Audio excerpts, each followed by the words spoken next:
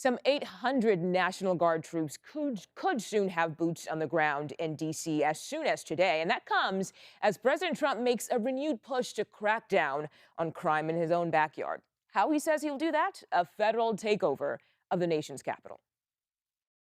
I'm announcing a historic action to rescue our nation's capital from crime, bloodshed, bedlam, and squalor, and worse. This is Liberation Day in D.C., and we're going to take our capital back. But we took a look at the numbers. Despite President Trump's claim that crime is getting worse in D.C., stats show as of yesterday, total violent crime was down by 26% compared to last year. And when looking at all crime, which includes burglary and auto theft, there's been a drop of 7%. So let's go live to the White House and CBS News White House reporter Aaron Navarro. Aaron, thank you for your time today. The reaction to the president's announcement has been pouring in. What are people saying, and what is the administration doing regarding the homeless population in the D.C. area?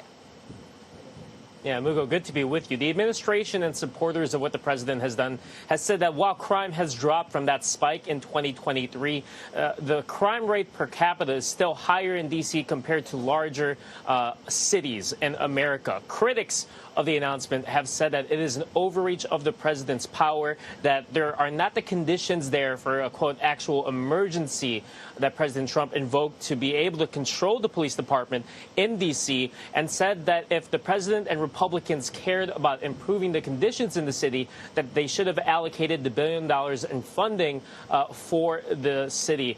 Regarding the homelessness, which President Trump kind of talked broadly about, there are still questions on what is new from the announcement that he made yesterday. You saw the White House put out an executive order in March saying that they would remove homelessness encampments from federal grounds, and you saw Interior Secretary Burgum say that over 70 of those camps had been removed since that executive order in March. The White House also put out an executive order in July that would essentially make it easier for states to remove homeless people from their streets and put them in medical treatment centers. But advocates say that doing that involuntarily is inhumane, and said that the best solution for solving homelessness is giving them affordable housing.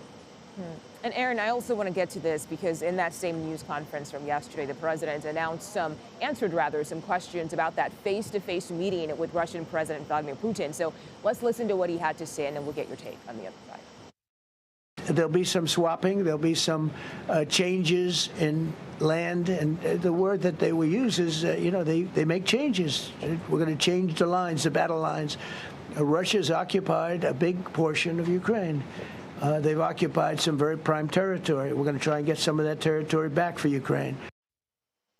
The president also said this sit-down would be sort of a feel-out meeting. So, Aaron, are we likely to see some progress made on Friday that could actually put an end to this war?